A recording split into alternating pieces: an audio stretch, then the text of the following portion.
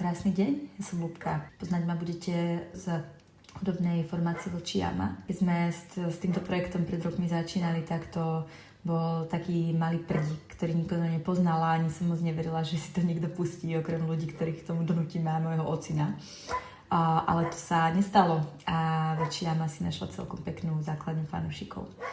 No teraz sa po 5 rokoch znovu vraciame do štúdia Barrand of Sound, kde pod producentskou taktovkou Jaty Helešica znovu vzniká štúdiový album a bude to nádherné. Oproti tomu prvému to nepôjde toľko po tej vonkajšej krajine a prírode, než skôr po tej krajine vnútornej.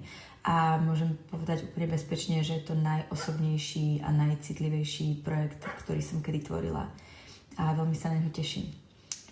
Čo sa nezmenilo, je určite to, že Vlčí jama je stále nekomerčný projekt, stále je to niečo, za čím nestojí žiadne hudobné vydavateľstvo ani žiadny mecenár s otvorenou peňaženkou, čo nám dáva vlastne úplnú kreatívnu slobodu.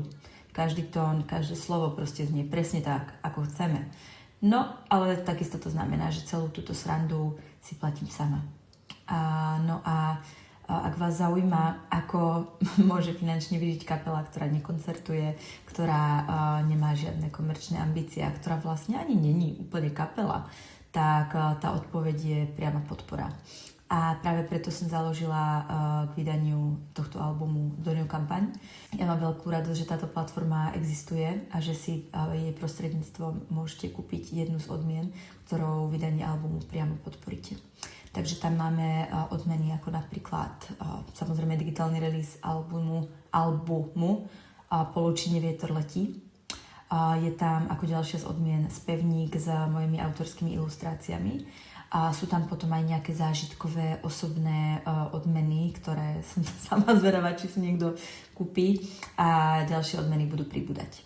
Takže ja vám vopred moc ďakujem, že ste v tom so mnou.